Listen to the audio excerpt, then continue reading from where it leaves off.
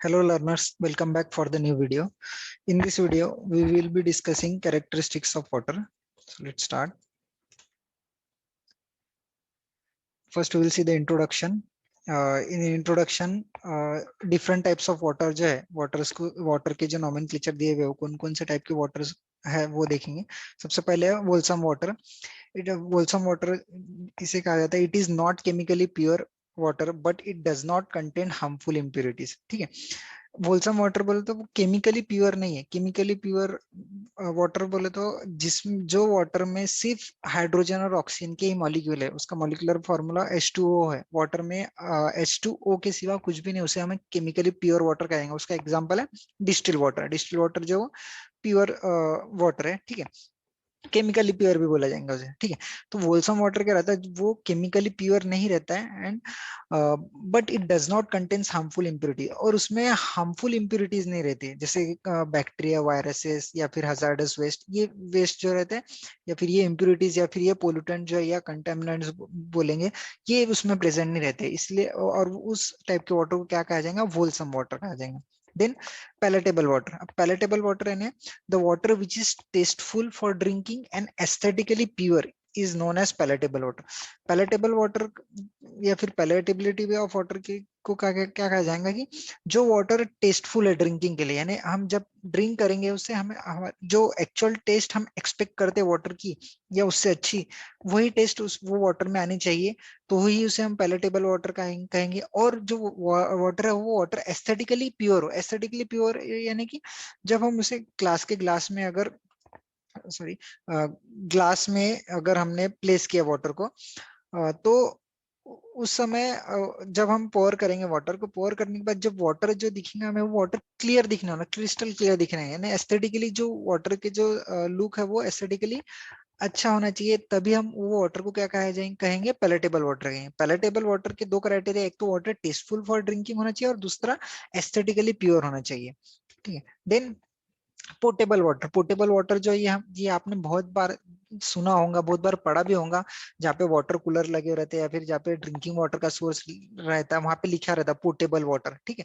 तो portable water में बोले तो क्या, it has the characteristics of both palatable water and wholesome water. Portable water में दोनों कैरेक्टरिस्टिक्स रहते हैं, पैलेटेबल वाटर के भी रहते हैं और फोल्सम वाटर के भी रहते हैं. जैसे पैलेटेबल वाटर ड्रिंकिंग के लिए सुटेबल, उसकी जो टेस्ट है वो टेस्ट अच्छी होनी चाहिए और एस्थेटिकली भी गुड होना चाहिए. जैसे कि उसमें टर्बिडिटी नहीं होनी चाहिए, यानी कि सस्पेंडेड सॉलिड्स नहीं, अगर वाटर में सस्पेंडेड सॉलिड्स नहीं होंगे प्रेजेंट तो वाटर क्या रहेगा, एस्थेटिकली प्योर रहेगा. ठीक है. और अगर वो उसकी टेस्ट अच्छी रहेंगी तो हम उसे पैलेटेबल कहेंगे. ठीक है. तो अगर होलसम वाटर कब कहेंगे, जब उसमें हार्मफुल इंप्योरिटीज नहीं प्रेजेंट है. इंप्योरिटीज प्रेजेंट है लेकिन थोड़े अमाउंट में प्रेजेंट है, जो डिजायरेबल लिमिट के अंदर है. अ, तो ही हम उसे क्या कहेंगे कि वाटर जो है वो पोर्टेबल है ना. पैलेटेबल की जो क्राइटेरिया वो भी सेटिस्फाई कर रहा है और वोल्सम की जो क्राइटेरिया वो भी सेटिस्फाई कर रहा है. वोल्सम की क्राइटेरिया केमिकली प्योर नहीं है लेकिन उसमें हार्मफुल इंप्योरिटीज नहीं प्रेजेंट है, या फिर हार्मफुल इंप्योरिटीज प्रेजेंट होंगे तो वो बहुत लिमिटेड कॉन्सेंट्रेशन में प्रेजेंट होंगे, डिजायरेबल लिमिट्स के अंदर ही प्रेजेंट रहेंगे, तो उसे हम पोर्टेबल वाटर कहा जाएगा. ठीक. Then polluted water. Then polluted water जो है वो उसकी क्राइटेरिया क्या है, the water which consist of undesirable substances which make it unfit for drinking and domestic use. जो पोल्यूटेड वाटर क्या क्या रहेंगे, जो वाटर जो वाटर में अनडिजायरेबल सब्सटेंसेस प्रेजेंट है और उस वजह से हम वाटर को ड्रिंक भी नहीं कर सकते या फिर डोमेस्टिक यूज के लिए, डोमेस्टिक पर्पज के लिए यूज भी नहीं करते. Suppose for example river water है, रिवर वाटर में अगर सीवर लाइंस का जो सीवेज का जो डिस्पोजल है वो डिस्पोजल किया गया, तो हम वो डायरेक्टली रिवर वाटर को क्या कर सकते, कंज्यूम नहीं कर सकते, ड्रिंक नहीं कर सकते. डोमेस्टिक पर्पस के लिए भी हम डायरेक्टली वो वाटर यूज नहीं कर सकते क्योंकि वो वाटर क्या हो गया, पोल्यूटेड हो गया है सीवेज की वजह से, सीवर लाइंस का डिस्पोजल पॉइंट की वजह से. ठीक है. तो उसे हम क्या कहेंगे, पोल्यूटेड वाटर कहेंगे. ठीक है. Then contaminated water. अब कंटेमिनेटेड वाटर और पोल्यूटेड वाटर हमें हमेशा लगता है कंटेमिनेटेड वाटर और पोल्यूटेड वाटर सेम है, लेकिन कंटेमिनेटेड वाटर और पोल्यूटेड वाटर थोड़ा डिफरेंस है उसमें. कंटेमिनेटेड वाटर क्या रहता है, the water containing pathogenic bacteria is called as contaminated water. ठीक है. जो वाटर में पैथोजेनिक बैक्टीरिया प्रेजेंट रहेंगे वही वाटर को हम क्या कहेंगे, कंटेमिनेटेड वाटर कहेंगे. पैथोजेनिक बैक्टीरिया यानी वो बैक्टीरिया जिस बैक्टीरिया की वजह से हमें या फिर ऐसे बैक्टीरिया जो हार्मफुल बैक्टीरिया को पैथोजेनिक बैक्टीरिया कहा जाएंगे, या फिर वो बैक्टीरिया के वजह से वाटर बॉर्न डिसीजेस होने के चांसेस बहुत ज्यादा रहते हैं, इसीलिए उन्हें पैथोजेनिक बैक्टीरिया कहते हैं। अगर वो पैथोजेनिक बैक्टीरिया वाटर में प्रेजेंट रहेंगे तो हम वो वाटर को क्या कहेंगे, कंटेमिनेटेड वाटर कहेंगे। अगर पैथोजेनिक बैक्टीरिया अगर रिवर वाटर में प्रेजेंट है तो भी हम उसे कंटेमिनेटेड वाटर कहा जाएगा। अगर पैथोजेनिक बैक्टीरिया कोई भी रीजन से ड्यूरिंग डिस्ट्रीब्यूशन, अगर जो वाटर हमारे घर के अंदर आ रहा है ट्रीट होके आ रहा है लेकिन उसमें फिर भी पैथोजेनिक बैक्टीरिया प्रेजेंट है, तो भी हम उसे क्या कहेंगे, कंटेमिनेटेड वाटर कहेंगे। ठीक है। तो कंटेमिनेटेड वाटर का सिंपल लॉजिक ये है कि उसमें अगर पैथोजेनिक बैक्टीरिया प्रेजेंट रहेंगे तो वो कंटेमिनेटेड, पोल्यूटेड वाटर में अगर पैथोजेनिक बैक्टीरिया रहेंगे तो भी वो कंटेमिनेटेड कहा जाएगा। पहले पोर्टेबल में भी रहेंगे तो भी उसे कंटेमिनेटेड कहा जाएगा, पैलेटेबल में भी रहेंगे तो उसे भी कहा जाएगा। ठीक है। तो ये था कंटेमिनेटेड और पोल्यूटेड वाटर का डिफरेंस। और एक डिफरेंस हर बार एग्जाम में या ओरल एग्जाम में पूछा जाता है, पोल्यूटेंट क्या रहते हैं और कंटेमिनेंट्स क्या रहते हैं। पोल्यूटेंट्स क्या रहते हैं और कंटेमिनेंट्स क्या रहते हैं। पोल्यूटेंट्स रहते हैं वो सिस्टम के अंदर के ही रहते हैं, वो एक कंसिडरेबल लिमिट के बाद अगर वाटर में अगर प्रेजेंट रहेंगे तो हम उसे पोल्यूटेंट कहेंगे। कंटेमिनेंट जो फॉरेन एंटिटी रहती है, फॉरेन प्रोडक्ट या फॉरेन के, यानी फॉरेन मीन्स सिस्टम के बाहर के, सिस्टम के बाहर के अगर कोई अगर प्रोडक्ट होंगे या फिर कोई भी अगर चीज होंगी जो सिस्टम के बाहर है कि वो वाटर में आके आके मिक्स होगी तो उसे कंटेमिनेंट्स कहा है। जैसे पैथोजेनिक बैक्टीरिया ये एटमॉस्फेयर में प्रेजेंट रहेंगे, एयर में प्रेजेंट रहेंगे, सीवेज के थ्रू आएंगे, इंडस्ट्री के थ्रू आएंगे, किसी भी थ्रू आएंगे, वाटर में सॉइल के थ्रू आएंगे, तो ये वाटर के अंदर किस फॉरेन एंटिटी के थ्रू आ रहे हैं, इसीलिए इसे हम कंटेमिनेंट्स कहते हैं। ठीक है। Then contaminated water is polluted but the polluted water may not be contaminated। ध्यान दीजिए, contaminated water को हम polluted कहेंगे लेकिन हर पोल्यूटेड कंटेमिनेटेड वाटर को हम ऑलवेज पोल्यूटेड कहेंगे। ठीक है। कंटेमिनेटेड वाटर को हम ऑलवेज पोल्यूटेड कहेंगे क्योंकि उसमें क्या है, जो पैथोजेनिक बैक्टीरिया वो क्या है, अनडिजायरेबल सब्सटेंस, इसलिए हम उसे पोल्यूटेड कहेंगे। लेकिन हमेशा कहेंगे, लेकिन polluted water may not be contaminated, polluted water को हम कंटेमिनेटेड नहीं कहेंगे, क्योंकि पोल्यूटेड वाटर को कंटेमिनेटेड कब कहा जाएगा, जब पोल्यूटेड वाटर में अनडिजायरेबल सब्सटेंसेस तो है ही, उसके साथ ही साथ पैथोजेनिक बैक्टीरिया भी प्रेजेंट रहेंगे, तभी हम क्या कहेंगे, पोल्यूटेड वाटर को कंटेमिनेटेड वाटर कहेंगे, नहीं तो हम पोल्यूटेड वाटर को कंटेमिनेटेड वाटर नहीं कहेंगे। ठीक है। तो ये थे different types of water, wholesome water, palatable water, portable water, polluted water, contaminated water. ठीक है। एक रॉ वाटर भी रहता है, ट्रीटेड वाटर भी रहता है। ठीक है। रॉ वाटर क्या रहता है, बिफोर ट्रीटमेंट जो वाटर रहता है उसे रॉ वाटर कहा जाता है, आफ्टर ट्रीटमेंट जो वाटर रहता है उसे ट्रीटेड कहा जाता है। ठीक है। जैसे फिल्ट्रेट भी एक टाइप का वाटर है, फिल्ट्रेट यानी फिल्ट्रेशन के बाद जो वाटर प्रोड्यूस होता है उसे फिल्ट्रेट कहा जाता है। परमिएट भी रहता है, एक परमिएट, परमिएट यानी मेम्ब्रेन फिल्ट्रेशन के बाद जो वाटर प्रोड्यूस होता है उसे हम परमिएट कहते हैं। ठीक है। ऐसे डिफरेंट टाइप्स ऑफ क्या है वाटर, ये तो इंपॉर्टेंट है। बाकी जो फिल्ट्रेट परमिएट जो है वो स्मॉल, उसका जो एप्लीकेशन है वो स्मॉल एरिया पे, इसलिए डिटेल में नहीं दिया गया इधर। ठीक है।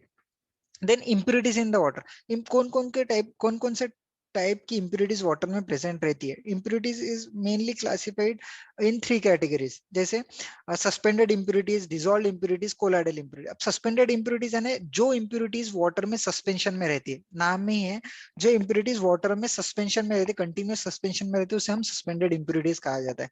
जैसे इट इंक्लूड्स क्ले, जैसे हम क्ले देखेंगे, algae, fungi, organic and inorganic matter जो सस्पेंशन में, जैसे अगर क्ले रिया हमने रिवर में देखेंगे, क्ले मिक्स, जब रेनफॉल होता है, रेनफॉल होने के बाद वाटर क्या होता है, सरफेस वाटर क्या होता है, सरफेस रेनफॉल सरफेस पे होने के बाद कुछ उसका पोर्शन जो है रन ऑफ होता है। जब रन ऑफ होता है तो वो उसके साथ में जो क्ले है, सॉइल के पार्टिकल है, क्ले पार्टिकल, सिल्ट पार्टिकल जो है वो उसके साथ में कैरी करता है, तो उस वजह से क्या होता है, वाटर में वो वो क्ले के पार्टिकल की साइज बहुत कम रहती है, इसलिए वो वाटर में सस्पेंशन में रहते हैं, सेटल नहीं होते हैं। वही अगर सैंड देखा जाएगा तो सैंड सेटल हो जाएंगे, सस्पेंशन में नहीं रहेंगे। ठीक है। तो क्ले पार्टिकल बहुत फाइन रहते हैं, इसलिए वो सस्पेंशन में रहते हैं। अलगी पार्टिकल भी फाइन रहते हैं, fungi, organic and inorganic impurity जिनकी साइज कम है, उसे हम क्या कहेंगे, सस्पेंडेड इम्प्यूरिटी। और in general the impurities which are present in suspension in water is known as suspended impurities. और इनकी जो साइज है, सस्पेंडेड इम्प्यूरिटीज की साइज क्या है, ग्रेटर देन 1 माइक्रोन और 10⁻³ मिलीमीटर। 1 माइक्रोन से ज्यादा अगर साइज रहेंगी तो हम उसे सस्पेंडेड इम्प्यूरिटीज कहा जाएगा। देन उसके बाद आती है कोलाइडल इम्प्यूरिटी, उससे अगर कम साइज है तो उसे कोलाइडल इम्प्यूरिटीज कहते हैं। These are electrically charged and always remains in motion. ठीक है, ये जो कोलाइडल इंप्योरिटीज है इलेक्ट्रिकली चार्ज रहती है, उनमें पॉजिटिव निगेटिव चार्ज रहता है। अगर इन जनरल बोला जाएगा, जो अगर वाटर में मेजरली क्या रहते हैं, सस्पेंडेड सॉलिड रहते हैं, वो किस वजह से रहते हैं, क्ले की वजह से रहते हैं, सॉइल की वजह से रहते हैं। सॉइल पे का जो चार्ज रहता है, क्ले पार्टिकल के ऊपर जो चार्ज रहता है वो निगेटिव चार्ज रहता है। इसलिए कोलाइडल पार्टिकल को इन जनरल कहीं कहीं कुछ कुछ बुक्स में तो आपने देखा है, पढ़ा होगा या पढ़ेंगे, तो निगेटिव चार्ज कोलाइडल पार्टिकल्स है, निगेटिव चार्ज बोला जाएगा। लेकिन कुछ कुछ कोलाइडल पार्टिकल्स का जो चार्ज रहता है पॉजिटिव पे रहता है, जैसे कि ferrous oxide, aluminium oxide, Fe2O3, Al2O3, इनका जो चार्ज रहता है, इनका चार्ज जो रहता है वो पॉजिटिव रहता है। और ये कोलाइडल इंप्योरिटीज कहा जाता है, क्योंकि इनकी साइज जो रहती है वो कम रहती है, और ये कोलाइड होते रहते हैं एक में के ऊपर। एक में के ऊपर कोलाइड क्यों होते हैं वो बताता हूँ आपको। जैसे अभी बताया मैंने कि ये जो पार्टिकल्स है, पार्टिकल्स को चार्ज रहता है। अगर हमें पता है, अगर दो पार्टिकल अगर निगेटिव पार्टिकल्स है, अगर दो पार्टिकल्स है निगेटिव है, तो दो पार्टिकल्स का चार्ज अगर निगेटिव है, हमें पता है कि निगेटिव निगेटिव में अट्रैक्शन तो नहीं होगा, निगेटिव निगेटिव में क्या होगा, रिपल्शन होने वाला है। ठीक है, तो जब ये नजदीक आएंगे, एक में की तरफ नजदीक आएंगे, तो ये रिपल्सिव फोर्स की वजह से पीछे खींचे जाएंगे। यानी ये क्या होगा, जब अट्रैक्ट होने मोशन में रहने के बाद ये क्या रैंडम मोशन फॉलो करेंगे। जब रैंडम मोशन फॉलो करेंगे, जब ये दोनों नजदीक आएंगे, तो निगेटिव दोनों को चार्ज है, इसलिए क्या करेंगे, दोनों को एक रिपेल करेंगे। तो फिर इसकी जो डायरेक्शन है, डायरेक्शन चेंज होंगी, ये दूसरी जगह जाएंगे। जब ये दूसरी जगह जाएंगे, तो वहां पे भी एक निगेटिव चार्ज का पार्टिकल रहेगा, वहां पे भी रिपल्शन होगा। फिर ये वो पार्टिकल को दूसरी जगह भेजेगा, फिर इधर निगेटिव पार्टिकल रहेगा, फिर ये तीसरी जगह। यानी कि ये जो पार्टिकल्स है, ये जो पार्टिकल्स है, पार्टिकल्स एक में के ऊपर कोलाइड होते रहते हैं, और उस वजह से उनकी जो मोशन है वो कंटिन्यूअस मोशन में रहते हैं, क्योंकि सेटलमेंट ही नहीं होती है, कंटिन्यूअसली रिपेल होते रहते हैं एक में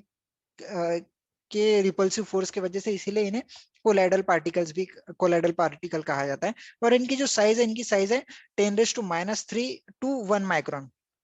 इनकी जो साइज है 10⁻³ to 1 माइक्रोन के बीच में हम अगर पार्टिकल साइज रहेंगे, तो उसे हम कोलाइडल पार्टिकल्स कहेंगे। और उनका जो उनके ऊपर जो रहता है चार्ज रहता है, पॉजिटिव भी चार्ज रहेगा, निगेटिव भी चार्ज है। और इन जनरल कोलाइडल पार्टिकल पे निगेटिव चार्ज रहता है, जैसे क्ले का।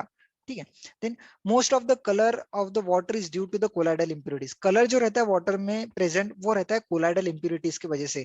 ठीक है, जो कलर रहता है वाटर में, जैसे कि M N manganese oxide MnO2, इस वजह से भी वाटर में जो कलर आता है वो कलर पिंकिश टाइप का कलर आता है। ठीक है, तो वो डिजोल्व फॉर्म में है। तो जो ये MnO2 रहता है वो भी कोलाइडल पार्टिकल ही है, उस वजह से क्या होती है, इंप्योरिटीज प्रेजेंट रहती है। जो कलर रहता है वाटर में, कोलाइडल पार्टिकल्स और डिजोल्व पार्टिकल्स की वजह से रहता है। इधर सिर्फ कोलाइडल पार्टिकल मेंशन किया है, क्योंकि कोलाइडल पार्टिकल पढ़ रहे हैं हम अभी, इसलिए। लेकिन कलर जो रहता है वाटर में प्रेजेंट, वो कोलाइडल और डिजोल्व सॉलिड्स की वजह से रहता है। Then dissolve impurities, third category है डिजोल्व इम्प्यूरिटी। अब सबसे कम साइज जो रहेंगे पार्टिकल्स के, वो डिजोल्व। जैसे कि डिजोल्व इम्प्यूरिटीज जो है वो डिजोल्व फॉर्म में रहती है। Solid, liquid and gas are dissolve in water. Solid अगर डिजोल्व फॉर्म में रहेगा तो उसे डिजोल्व इम्प्यूरिटी कहेंगे। लिक्विड तो ऑब्वियसली डिजोल्व फॉर्म में ही रहेगा। देन कुछ एक्सेप्शनल लिक्विड्स है जो डिजोल्व फॉर्म में नहीं रहेंगे। Then and gas are dissolve in water. ठीक है, तो सॉलिड, लिक्विड एंड गैस अगर डिजोल्व में रहेंगे, तो हम उसे क्या कहेंगे, डिजोल्व इम्प्यूरिटीज कहेंगे। ठीक है, dissolved impurities in वाटर कहेंगे। It may be organic compound और इनऑर्गेनिक। ऑर्गेनिक कंपाउंड भी रह सकते हैं, जैसे carbon, hydrogen, oxygen, nitrogen, sulphur के थ्रू जो कंपाउंड बना होगा उसे हम ऑर्गेनिक कंपाउंड कहे थे। वो डिजोल्व फॉर्म में रहेंगे, तो उसे वो ऑर्गेनिक कंपाउंड्स भी रहेंगे। या फिर इनऑर्गेनिक सॉल्ट्स एंड गैसेस भी रहेंगे। इनऑर्गेनिक सॉल्ट्स यानी calcium carbon, calcium sulphate, magnesium carbon, magnesium sulphate की वजह से भी डिजोल्व इम्प्यूरिटीज प्रेजेंट रहेंगी। और गैसेस जैसे carbon dioxide, hydrogen sulphide, nitrogen, या फिर ऑक्सीजन, ये क्या है, गैसेस है, लेकिन वाटर में डिजोल्व फॉर्म में प्रेजेंट रहते हैं, तो इसे भी हम क्या कहेंगे, डिजोल्व इम्प्यूरिटीज कहेंगे। और इनकी जो साइज है, डिजोल्व इम्प्यूरिटीज की जो साइज है, डिजोल्व इम्प्यूरिटीज की साइज बहुत कम रहती है। डिजोल्व इम्प्यूरिटीज की साइज रहती है लेस देन 10⁻³ माइक्रोन, सबसे कम साइज रहती है डिजोल्व इम्प्यूरिटीज की। ठीक है, तो अब देखा जाए तो सस्पेंडेड सॉलिड्स को हम आंखों से देख सकते हैं, कोलाइडल सॉलिड्स को, कोलाइडल इंप्यूरिटीज को और डिसॉल्व्ड इंप्यूरिटीज को हम आंखों से नहीं देख सकते। उनकी जो साइज है, इनकी साइज जो है बहुत ज्यादा साइज रहती है। अगर कलर रहेगा तो हम कलर को आइडेंटिफाई कर सकते हैं, और कलर किस वजह से हम वो बता सकते हैं, डिसॉल्व्ड या फिर कोलाइडल इंप्यूरिटीज की वजह से ये बता सकते हैं। तो ये था इंट्रोडक्शन। अब कैरेक्टरिस्टिक्स ऑफ वाटर देखेंगे। तो कैरेक्टरिस्टिक्स ऑफ वाटर में water quality is determined by physical, chemical, biological characteristics of water. Water की जो क्वालिटी है वो डिटरमाइन की जाती है फिजिकल, केमिकल और बायोलॉजिकल कैरेक्टरिस्टिक्स पे। अब वाटर की क्वालिटी चेक कर क्यों करना चाहिए, वो भी बताता हूँ आपको कि वाटर की क्वालिटी क्यों चेक की जाती है। वाटर की क्वालिटी इसीलिए चेक की जाती है कि जो वाटर है वो ड्रिंकेबल है या नहीं, जो वाटर हमारे पास आ रहा है वो हम पोर्टेबल है या नहीं, वाटर हम वो वाटर ड्रिंक कर सकते हैं या नहीं, इसके लिए भी किया जाता है। शॉर्ट में बताता हूँ उसका ऑब्जेक्टिव। और दूसरी चीज जैसे कि अगर रिवर वाटर है, रिवर वाटर को हमें ट्रीट करना है, ट्रीटमेंट प्लांट में हमें ट्रीट करना है, तो ये physical, chemical, bacteriological characteristic check किए जाते हैं। उस हिसाब से ही वाटर में, वाटर ट्रीटमेंट प्लांट में हमें कौन कौन से ट्रीटमेंट यूनिट्स प्रोवाइड करने चाहिए, वो ट्रीटमेंट यूनिट्स हमें क्या किए जाते हैं, हम डिसाइड किए जाते हैं depending upon the water quality by physical, chemical and bacteriological characteristic. इनकी इन पर ही डिपेंड रहता है कि कौन कौन से ट्रीटमेंट यूनिट्स प्रोवाइड करने चाहिए। केमिकल इंप्योरिटी, अगर टोटल डिजोल्व सॉलिड्स अगर वाटर, फॉर एग्जांपल देता हूँ, अगर टोटल डिजोल्व सॉलिड्स अगर वाटर में बहुत कम प्रेजेंट है, बिलो 500 मिलीग्राम पर लीटर है या फिर 100 मिलीग्राम पर लीटर है, तो उस समय क्या किया जाता है, टीडीएस रिमूवल यूनिट प्रोवाइड करने की जरूरत नहीं। अगर 1000 2000 अगर टीडीएस प्रेजेंट है, तो उस समय हमें ट्रीटमेंट प्लान में टीडीएस रिमूवल यूनिट प्रोवाइड करना पड़ेगा। टीडीएस है टोटल डिजोल्व सॉलिड्स, ठीक है। तो ये था water quality characteristic, physical, chemical and bacteriological. ठीक है, फिजिकल कैरेक्टरिस्टिक्स ऑफ वाटर क्या कहेंगे, फिजिकल कैरेक्टरिस्टिक्स ऑफ वाटर को हम ऐसे वाटर क्वालिटी पैरामीटर कहेंगे जो वाटर क्वालिटी पैरामीटर हम फिजिकली असेस कर सकते हैं या फिर हम उन्हें सेंस कर सकते हैं। जैसे कि हम टेस्ट कर सकते हैं या फिर सेंस कर सकते हैं, फिजिकली टच करके सेंस कर सकते हैं या फिर स्मेल कर सकते हैं, ठीक है। तो ये सब क्या कर सकते हैं हम, या फिर साइटिंग, आंखों से देख के हम पहचान कर पता कर सकते हैं कि वाटर की क्वालिटी कैसी है। तो ये क्या है, सब फिजिकली हम क्या कर रहे हैं, चेक कर रहे हैं। और इन सभी के जो इसमें जो वाटर क्वालिटी पैरामीटर आएंगे उससे हम कहेंगे फिजिकल कैरेक्टरिस्टिक्स ऑफ वाटर और फिजिकल वाटर क्वालिटी पैरामीटर्स। ठीक है, तो उसमें example physical characteristics of water में आएगा टेम्परेचर। टेम्परेचर हम फील कर सकते हैं, ज्यादा टेम्परेचर है, कम टेम्परेचर टच करके। देन कलर, आंखों से देख के बता सकते हैं कि कलर कितना है। टेस्ट, जो टेस्ट हम पी के देख सकते हैं कि उसकी टेस्ट अच्छी है, खराब है। देन ओडर, स्मेल करके पहचान ले सकते हैं कि उसमें बैड स्मेल है या नहीं, यानी कि ओडर है या नहीं। ये सभी हम क्या कर सकते हैं, सेंस के थ्रू डिटरमाइन कर सकते हैं, इसीलिए इन्हें क्या कहा जाता है, फिजिकल कैरेक्टरिस्टिक्स ऑफ वाटर। ठीक है। देन टेम्परेचर बाय टच, जैसे बताया, colour, floating debris, turbidity and suspended solid bye site. आंखों से देख के हम कलर है या पहचान सकते हैं, फ्लोटिंग डेब्रिस यानी फ्लोटिंग मैटर है क्या वो पहचान सकते हैं, टर्बिडिटी है या नहीं पहचान सकते, सस्पेंडेड सॉलिड्स है या नहीं पहचान सकते हैं। टेस्ट एंड ऑर्डर, हम स्मेल से पहचान, ऑर्डर स्मेल से पहचान सकते हैं और टेस्ट करके भी हम वाटर की टेस्ट जो है वो पहचान कर सकते हैं। Then chemical characteristics of water. अब केमिकल कैरेक्टरिस्टिक्स वाटर में क्या, केमिकल कैरेक्टरिस्टिक्स ऑफ वाटर में ऐसे पैरामीटर्स आएंगे जो हम केमिकली ही रिमूव कर सकते हैं वाटर ट्रीटमेंट प्लांट में से, या फिर वो डिसॉल्व फॉर्म में प्रेजेंट रहेंगे तो उससे केमिकल नहीं, या फिर केमिकल कंपोजिशन के थ्रू प्रेजेंट रहेंगे उससे हम केमिकल कैरेक्टरिस्टिक्स कहेंगे, ठीक है। अब जैसे the chemical characteristics of natural water are a reflection of the soil and rock with which the water has been in contact। ठीक है, जब रेनफॉल होता है, रेनफॉल होने के बाद वाटर कांटेक्ट में आता है, सॉइल के कांटेक्ट में आता है, रॉक के कांटेक्ट में आता है। जब ये सॉइल और रॉक के कांटेक्ट में आता है, जब तो सॉइल में के जो मिनरल्स रहते हैं वो मिनरल्स वाटर में डिसॉल्व हो जाते हैं, और या फिर रॉक में के जो मिनरल्स रहते हैं वो वाटर में क्या हो जाते हैं, डिसॉल्व हो जाते हैं। उस वजह से वाटर की जो केमिकल कैरेक्टरिस्टिक्स है वो बढ़ जाती है, वाटर जो इम्प्योर हो जाता है।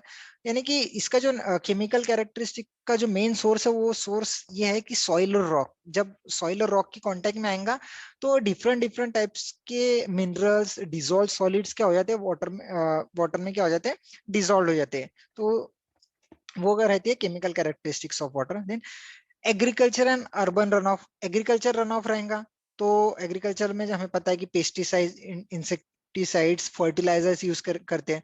जब अगर रेनफॉल हुआ, रेनफॉल एग्रीकल्चर एरिया में हुआ और वो रन ऑफ होके अगर रिवर बॉडीज में मिलता होगा, तो उस समय भी क्या होगा कि अदर केमिकल इंप्योरिटीज क्या होंगी, वाटर में ऐड हो जाएंगी।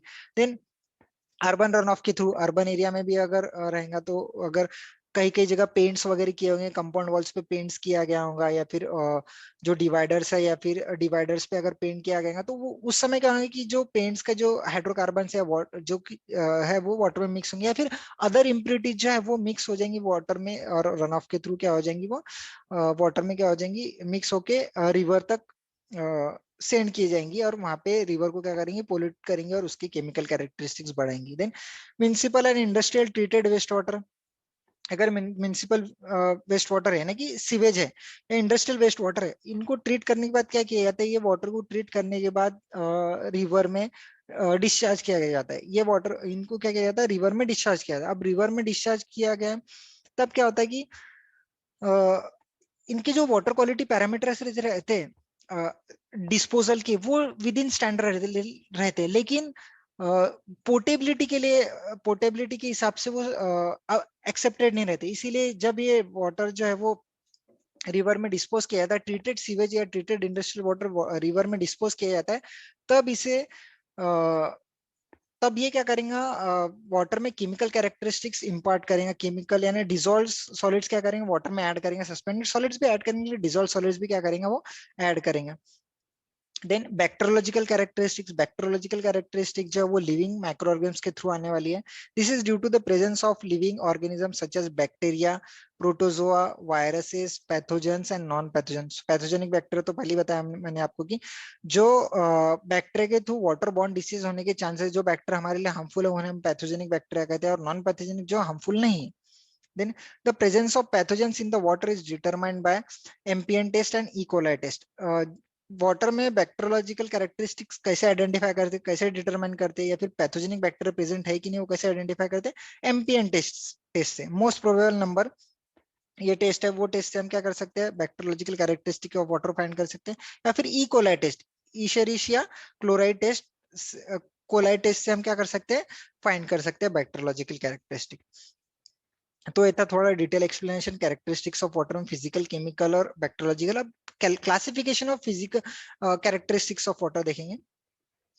तो ब्रॉडली क्लासिफिकेशन है फिजिकल, केमिकल और बैक्टीरियोलॉजिकल। फिजिकल में आएंगे temperature, taste and odour, colour, turbidity, conductivity, ये सभी क्या है, फिजिकल पैरामीटर्स। ठीक है, फिजिकल पैरामीटर्स में कंडक्टिविटी एक पैरामीटर है, इसीलिए है क्योंकि ये रिप्रेजेंट करता है टोटल डिजोल्व सॉलिड्स, इसीलिए कभी कई कई जगह कंडक्टिविटी आपको फिजिकल पैरामीटर में भी दिखेगा या फिजिकल कैरेक्टरिस्टिक्स में भी दिखेगा, कई कई जगह आपको केमिकल कैरेक्टरिस्टिक्स में भी दिखेगा। देन पीएच, एसिडिक है कि बेसिक है, ये पहचानने के लिए pH. Then TS total solids, then TDS total dissolve solids, then acidity, alkalinity, chloride, fluoride, hardness, organic matter, heavy metals, nitrogen, ये मेन मेन केमिकल कैरेक्टरिस्टिक्स है। और भी केमिकल कैरेक्टरिस्टिक्स लेकिन वो इधर मेंशन नहीं किया गया मैंने। ठीक है, देन बैक्टीरियोलॉजिकल कैरेक्टरिस्टिक्स में लिविंग ऑर्गेनिजम्स आएंगे, बैक्टीरिया, अल्गी, फंगाई, प्रोटोजोआ, ये क्या है, सभी बैक्टीरियोलॉजिकल कैरेक्टरिस्टिक्स है। ठीक है, तो इस वीडियो में हम फिजिकल कैरेक्टरिस्टिक्स ही देखेंगे, temperature, taste and order, colour, turbidity and conductivity. तो स्टार्ट करते हैं one by one. Physical characteristics of water, first temperature. अब टेम्परेचर जो है वो फिजिकल पैरामीटर है। ठीक है, temperature of water is measured by the means of ordinary thermometer. ये हमें पता है कि टेम्परेचर जो है वाटर का वो ऑर्डिनरी थर्मामीटर से मेजर कर सकते हैं, और इसका जो यूनिट रहेगा टेम्परेचर मेजरमेंट का जो यूनिट रहेगा, एक तो डिग्री केल्विन में रहेगा या फिर डिग्री सेल्सियस में रहेगा। Then the temperature of surface water is generally same as atmospheric temperature. Surface water का जो temperature रहता है generally atmospheric temperature के near about same रहता है, while that of ground water may be more or less than the atmospheric temperature.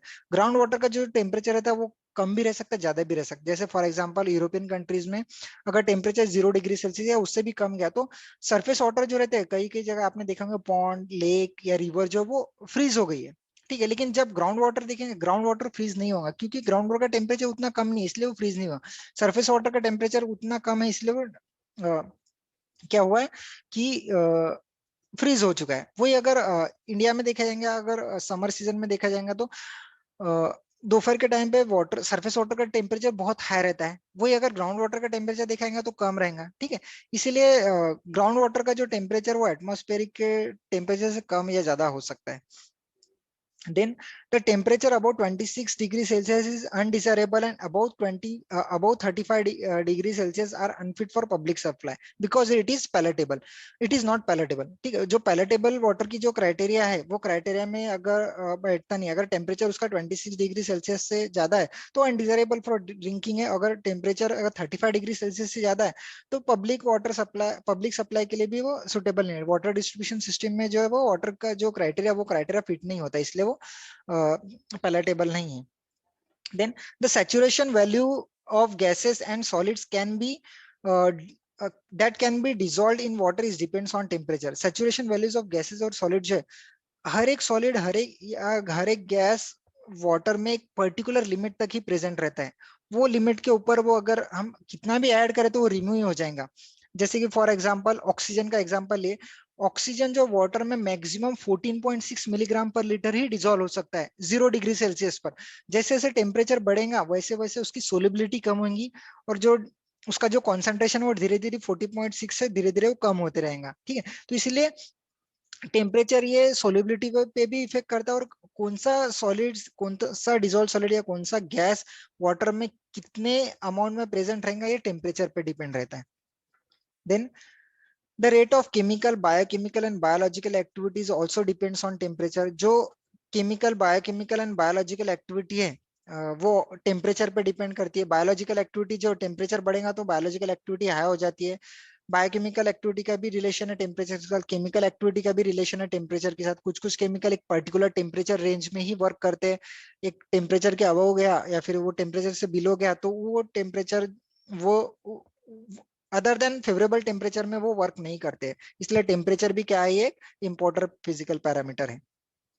Then next physical parameter है physical characteristics of water, taste और order, जो हम test कर सकते हैं, पी के टेस्ट कर सकते हैं, और ऑर्डर जो स्मेल कर सकते हैं। Taste and order in water may be due to the presence of dead और लाइव माइक्रोऑर्गेनिम्स।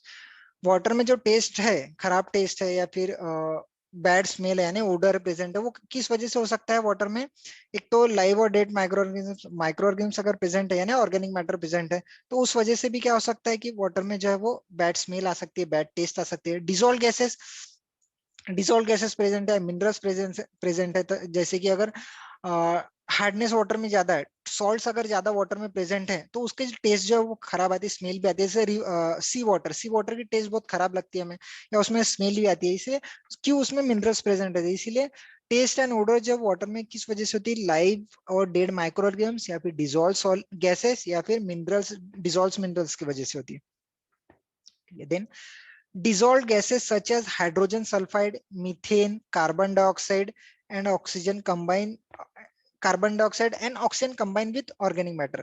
ठीक है, डिजोल्व गैसेस में कौन कौन से, हाइड्रोजन सल्फाइड गैस रहेगा तो स्मेल रहेंगी, मीथेन गैस रहेगा तो स्मेल रहेंगी, कार्बन डाइऑक्साइड गैस ज्यादा रहेगा तो स्मेल रहेंगी। ऑक्सीजन, अगर डिजोल्व ऑक्सीजन रहेगा तो डिजोल्व ऑक्सीजन क्या करता है, वाटर की जो टेस्ट और ऑर्डर है वो इंप्रूव करता है। लेकिन अगर ऑक्सीजन कंबाइन में रहेगा अगर ऑर्गेनिक मैटर के साथ तो वो इम्पार्ट करेगा बैड टेस्ट और बैड ऑर्डर, ठीक है। तो इसलिए ये जो है वो सोर्सेज है बैड टेस्ट और बैड ऑर्डर के। बैड टेस्ट और ओडर, ओडर बैड ही रहती है इसलिए बैड टेस्ट एंड ओडर।